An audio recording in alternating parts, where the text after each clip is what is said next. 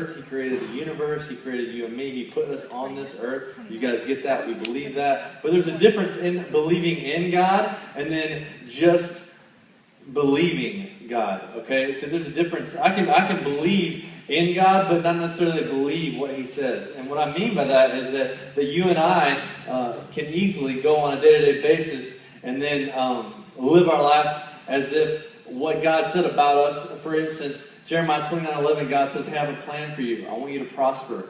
Okay, I can live my life as if that verse isn't true. It is true, but those are two different things. So you see that, believing in God and believing God. Okay, so that's the first week. The second week, my wife spoke, and she spoke on Joseph. She posed the question, what's the story you want to tell? She said, actually, she started out her teaching with an old-fashioned rocking chair up here. I always make fun of my wife and call her a grandma. But either way, she is a fan of her grandma, and her grandma is actually in the house tonight. So, kind of cool. Yeah. But she said as a little girl, she would always listen to her grandma tell her stories in a rocking chair. Okay, so just as a visual, and she's asking the question, what is the story you want to tell?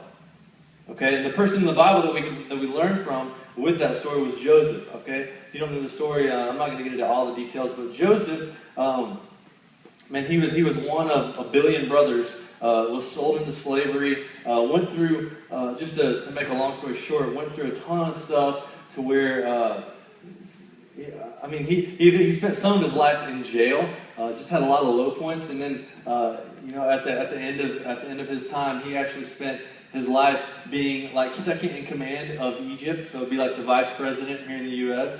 Pretty cool. But anyways, the question is, what is your story? And we're asking that is because through time and time again, as Joseph went through all these series of events, he had a decision to make. Okay, and he had to ask himself, hey, what am I going to do with what's being thrown at me? Okay, when you get to a crossroads, how do you handle that? Okay, because you're going to ask yourself, hey, eventually, what you're going through, the mountain, the giant in your life right now, whatever you choose to make of that decision, it's eventually just going to be a story you're one day going to tell. Okay, so that was the second week. Third week, my friend Jonathan spoke on three channels, I guess, three kind of, I don't know what you call them, three kind of channels how you can live your life, okay? And I don't know why my brain works this way, but when I think of those three channels, I'm thinking of like a grading scale, okay? He used them, calling them, you can live a life of survival, you can live a life of success, and you can live a life of significance, okay? And in my brain, I don't know why I resort to this grading scale, but in my life, when I thought of living a life of survival, when I was in school, D+ was you passed the class, okay? You survived the class. It was nothing awesome, but you passed. I didn't have to retake the class. So a D+ could be your survival mode, okay? And then a B+ would have been above average, not an A+, obviously, but not necessarily a C, okay? So it's pretty good. It's like you got a B also, you know? And then he spoke on living a life of significance, offering God with our everything that we are, offering God our excellence, okay? So living the A+ life, if you will. So I got to thinking about all three of those and really asking myself, what do they have in common?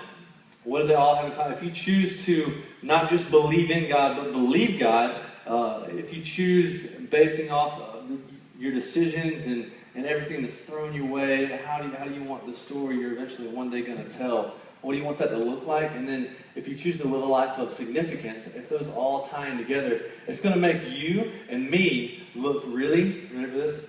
Weird. We're going to look weird. Yeah, I know. That's awesome. He just threw his hands up. That was great. But it's gonna make you look weird, okay?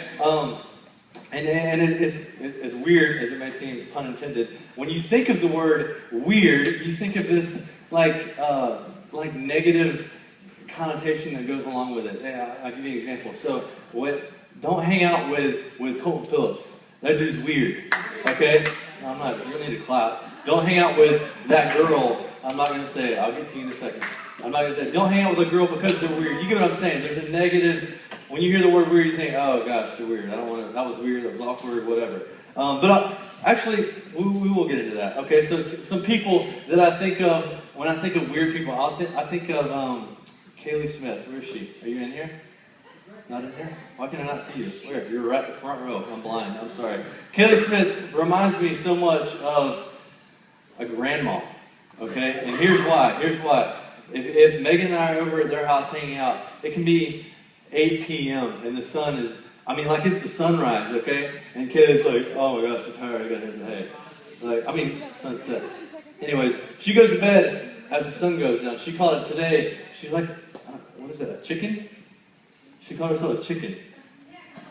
Because chickens go to bed when the sun goes down and wake up when the sun. So she goes to bed really early and then wakes up when the sun comes up. The sunrise. You got those right. Sunset, sunrise. Okay. Okay. So Kaylee, weird person, beyond weird. It's not a bad thing. Okay. Another weird person is definitely Sir Donovan Roberts. I don't know why, but since I've known Donovan, just about, I'll say 9 times out of 10, every time I've seen Donovan, dude has a Dr. Pepper in his hand, okay? So for some reason, if Donovan's not in the room and you say Donovan, I visualize Donovan smiling with Dr. Pepper pouring out of his ears. I don't know why. He's just a weirdo. Not to mention he's ridiculously hyper off the walls. It's nuts. It doesn't make sense. Another weirdo. Where did he go? Zach Garner.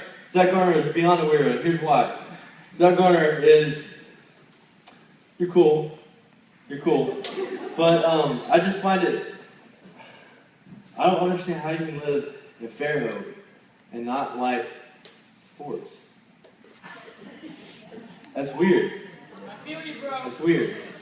I just don't get it. It's a football-heavy city, and the dude doesn't like sports. He plays tennis, which is another story. And then just to add in that mess, we could go, it doesn't matter where you go out to eat. Zach is going to order a salad. Wherever he goes. We go to a pizza parlor, he orders a salad. I don't know. It's weird. And he wears, what are they called again? Chubbies? Yeah, he wears those, yeah. Fair enough. All right, so Kaylee, Donovan, Zach, Seth is not here. He's just weird. That dude's just weird. I don't have to say anything about that. And then, where's Zach Allen? Where are you? Yeah. All right, listen. I